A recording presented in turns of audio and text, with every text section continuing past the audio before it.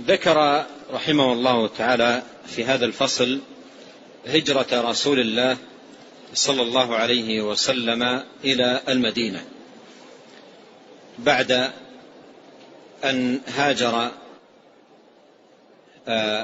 المسلمون من مكة إلى المدينة، ولم يبق كما ذكر ابن كثير إلا رسول الله صلى الله عليه وسلم وأبو بكر وعلي أقام بأمره لهما، وإلا من اعتقله المشركون كرها، وإلا البقية تكاملوا هجرة إلى مدينة النبي صلى الله عليه وسلم، وكانوا في شوق عظيم وتحر بالغ في أن يأذن الله سبحانه وتعالى له بالهجرة، وكانوا يتحينون ويتحرون مجيئه صلوات الله وسلامه عليه. وقد جاء في الصحيحين أن النبي عليه الصلاة والسلام قال: رأيت في المنام أني أهاجر من مكة إلى أرض بها نخل، فذهب وهلي أي ظني إلى أنها اليمامة أو هجر، فإذا هي يثرب. ويثرب كان اسما للمدينة، وأمر النبي صلى الله عليه وسلم بعدم أو نهى عن تسميتها صلوات الله وسلامه عليه بعد بهذا الاسم. قال: وقد أعد أبو بكر رضي الله عنه جهازه وجهز رسول الله صلى الله عليه وسلم منتظرا متى يأذن الله عز وجل لرسوله في الخروج، فكانوا على علم ومعرفة بأن الهجرة بإذن الله سبحانه وتعالى تامة إلى المدينة، لكن يتحرون الإذن من الله سبحانه وتعالى لرسوله صلى الله عليه وسلم في الهجرة. قال: فلما كانت ليلة هم المشركون بالفتك برسول الله صلى الله عليه وسلم وأرصدوا على الباب أقواما إذا خرج عليهم قتلوه.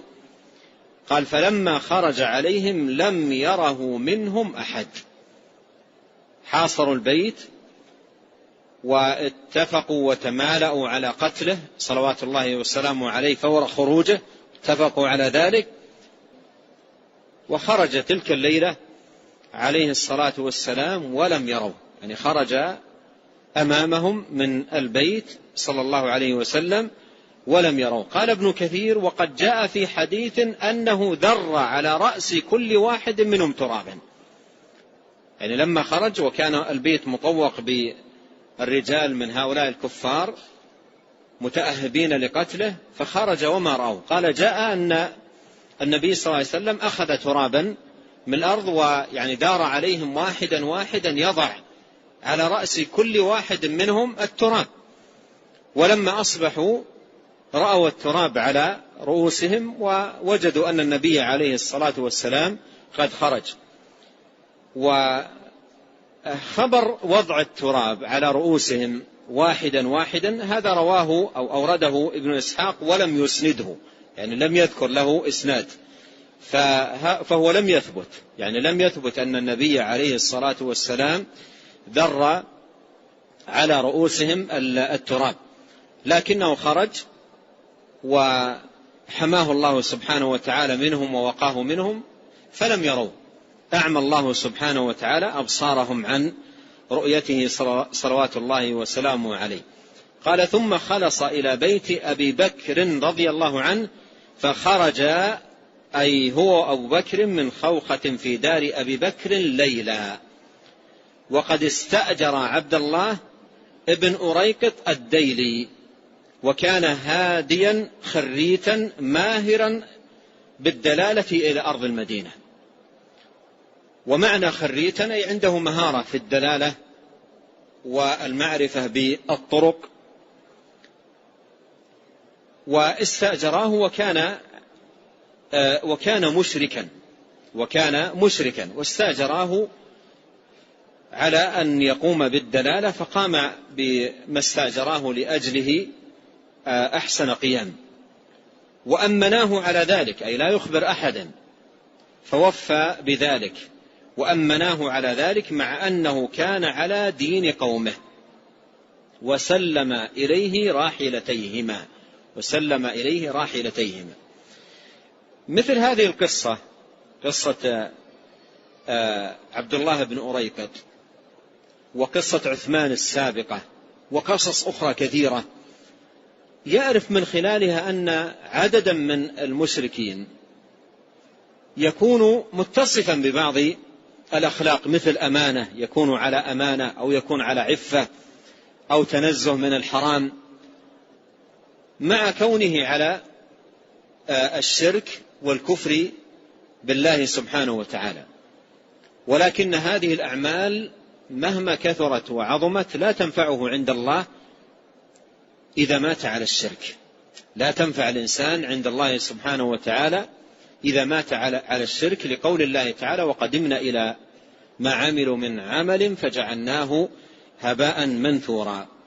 قال: وأمناه على ذلك، مع أنه كان على دين قومه، وسلم إليه راحلتيهما، وواعداه غار ثور بعد 3، أي بعد 3 ليالي.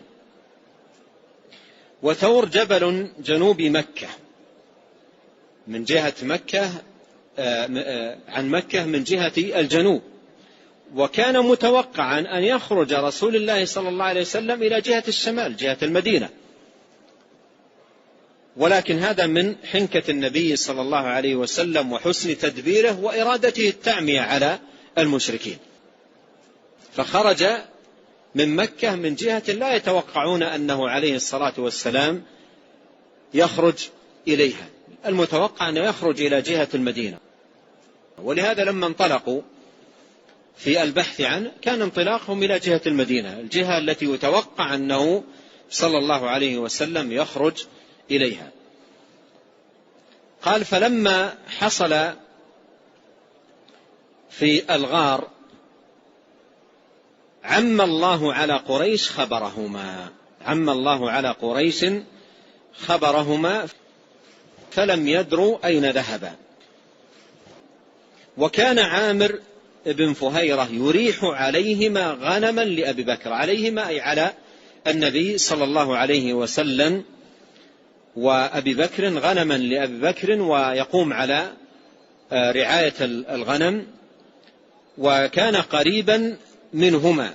وكانت أسماء بنت أبي بكر رضي الله عنهما تحمل لهما الزاد إلى الغار، وكان عبد الله بن أبي بكر يتسمع ما يقال بمكة ثم يذهب إليهما بذلك فيحترزان منه، يعني يذكر لهم ما يكون من مؤامرات أو تدبير أو نحو ذلك ليحترز من ذلك. وجاء المشركون في طلبهما إلى ثور، يعني إلى الجبل، وصلوا إلى المنطقة التي كان النبي عليه الصلاة والسلام وأبو بكر مختفيان فيها، وما هنالك من الأماكن، حتى إنهم مروا على باب الغار، وحاذت أقدامهم رسول الله صلى الله عليه وسلم وصاحبه، وعم الله عليهم باب الغار، يعني لم يروا باب الغار فلم ينظروا إلى من بداخل الغار. وهذا كله من نصرة الله سبحانه وتعالى وحمايته لرسوله الكريم صلوات الله وسلامه عليه. قال: ويقال، ويؤتى بها للتضعيف، ويقال والله أعلم: إن العنكبوت سدت على باب الغار، وإن حمامتين عشعشتا على بابه. وهذا لم يثبت بإسناد صحيح. ولهذا قال ابن كثير نفسه رحمه الله تعالى في السيرة من كتابه البداية والنهاية لما ذكر هذا الخبر قال: غريب جدا، مشيرا إلى عدم ثبوت هذا الخبر. قال: فذلك تأويل قوله تعالى، ذلك أي تعمية الله سبحانه وتعالى وحمايته لرسوله صلى الله عليه وسلم ولصاحبه، وعدم اهتداء المشركين إلى مكانهما مع أنهما مروا على باب الغار. قال فذلك تأويل قوله تعالى إلا تنصروه فقد نصره الله إذ أخرجه الذين كفروا ثاني اثنين إذ هما في الغار إذ يقول لصاحبه لا تحزن. قول لصاحبه أي أبي بكر، وهذه منقبة كبرى لأبي بكر رضي الله عنه، نص على هذه الصحبة في كتاب الله سبحانه وتعالى، ولم ينص لأحد من الصحابة غيره رضي الله عنه في القرآن. إذ يقول لصاحبه لا تحزن إن الله معنا، فأنزل الله سكينته عليه وأيده بجنود لم تروها، وأيده بجنود لم تروها. قوله بجنود لم تروها هذا أيضا مما يستفاد منه ضعف رواية العنكبوت والحمامة، لأن العنكبوت ترى والحمامة أيضا ترى، العنكبوت ترى وكذلك الحمامة ترى. والله عز وجل قال وأيده بجنود لم تروها، وجعل كلمة الذين كفروا السفلى وكلمة الله هي العليا والله عزيز حكيم. قال وذلك أن أبا بكر رضي الله عنه لشدة حرصه أي على رسول الله صلى الله عليه وسلم وخوفه عليه بكى حين مر المشركون، أي بكى خوفا على الرسول صلى الله عليه وسلم وخشي أن يطلعوا عليه وأن يقتلوه صلوات الله وسلامه عليه. وقال يا رسول الله لو أن أحدهم نظر موضع قدميه لرآنا، لأنهم وقفوا على باب الغار، وقفوا على باب الغار. قال لو نظر أحدهم إلى موضع قدميه لرآنا، فقال له النبي صلى الله عليه وسلم يا أبا بكر ما ظنك باثنين الله ثالثهما.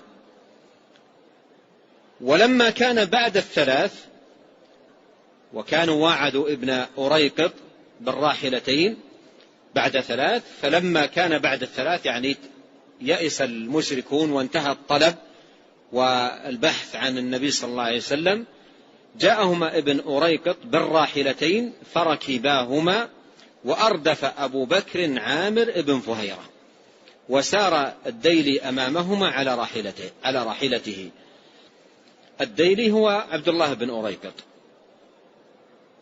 الذي استأجراه هاديا أي دليلا لهما في الطريق. قال وجعلت قريش لمن جاء بواحد من محمد صلى الله عليه وسلم أو أبي بكر 100 من الإبل، 100 من الإبل يعني دية الرجل، من جاءهم بمحمد أو بأبي بكر حيا أو ميتا. فلما مروا بحي مدلج بصر بهم سراقة بن مالك بن جعشم سيد مدلج، فركب جواده أي طمعا في 100 ناقة، طمعا في 100 ناقة، وسار في طلبهم. والخبر جاء بنحوه في الصحيحين، صحيحي البخاري ومسلم، قصة سراقة بن مالك. فلما قرب منهم وسمع قراءة النبي صلى الله عليه وسلم وأبو بكر يكثر الالتفات حذرا على رسول الله أي خوفا على النبي عليه الصلاة والسلام، وهو لا يلتفت أي الرسول عليه الصلاة والسلام، فقال أبو بكر يا رسول الله هذا سراقة ابن مالك قد رهقنا أي أدركنا ودنا منا. فدعا عليه رسول الله صلى الله عليه وسلم فساخت يد فرسه في الأرض، ساخت يد فرسه في الأرض أي دخلت يد الفرس في الأرض، فأصبح لا يستطيع أن يتقدم ولا يستطيع أيضا أن يتأخر، ثابتا في مكانه. فقال أي سراقة قد علمت أن الذي أصابني بدعائكما، فادعوا الله لي ولكما علي أن أرد الناس عنكما، ولكما علي أن أرد الناس عنكما. فدعا له رسول الله صلى الله عليه وسلم فأطلق، وسأل رسول الله صلى الله عليه وسلم أن يكتب له كتابا فكتب له أبو بكر في أديم أي في جلد، ورجع يقول للناس قد كفيتم ما ها هنا، أي يعني لا يوجد أحد في هذه الجهة. وهذا من وفائه مع النبي صلى الله عليه وسلم. جاء في صحيح البخاري فسألته، يعني سراقة يقول فسألته أن يكتب لي كتاب أمن، فسألته أن يكتب لي كتاب أمن، فأمر عامر بن فهيرة فكتب في رقعة من أديم، فكتب في رقعة من أديم أي من جلد. وقد جاء أي سراقة رضي الله عنه مسلما عام حجة الوداع، يعني تأخر إسلامه إلى ذلك الوقت، ودفع إلى رسول الله صلى الله عليه وسلم الكتاب الذي كتبه له، فوفى له رسول الله صلى الله عليه وسلم ما وعده، وهو لذلك أهل، أي الرسول صلى الله عليه وسلم أهل للوفاء صلوات الله وسلامه عليه. قال ومر رسول الله صلى الله عليه وسلم في مسيره ذلك أي إلى المدينة مهاجرا إليها بخيمة أم معبد، فقال عندها أي من القيلولة، وهو النوم وقت القائلة وقت الظهر، فقال عندها ورأت من آيات نبوته في الشاة وحلبها لبنا كثيرا في سنة مجدبة ما بهر العقول صلوات الله وسلامه عليه. وقصة أم معبد التي يشير إليها ابن كثير رحمه الله وردت في المستدرك للحاكم وطبقات ابن سعد ودلائل النبوة لأبي نعيم وللبيهقي وفي غيرها من المصادر. وقال ابن كثير رحمه الله في كتابه البداية والنهاية قصتها مشهورة مروية من طرق يشد بعضها بعضا. قال قصتها مشهورة مروية من طرق يشد بعضها بعضا، وهي من دلائل نبوة نبينا الكريم عليه الصلاة والسلام، لأنها جاءت لهم بشاة هزيلة في سنة مجلبة وليس في الشاة حليب، فمسحها عليه الصلاة والسلام ودعا فأصبحت حلوبا كأحسن ما تكون الشاة حلبا، فشرب منها وشرب أبو بكر، وكان هذا أمرا بهر هذه المرأة، وهو آية من آيات نبوة نبينا الكريم صلوات الله وسلامه عليه. نعم.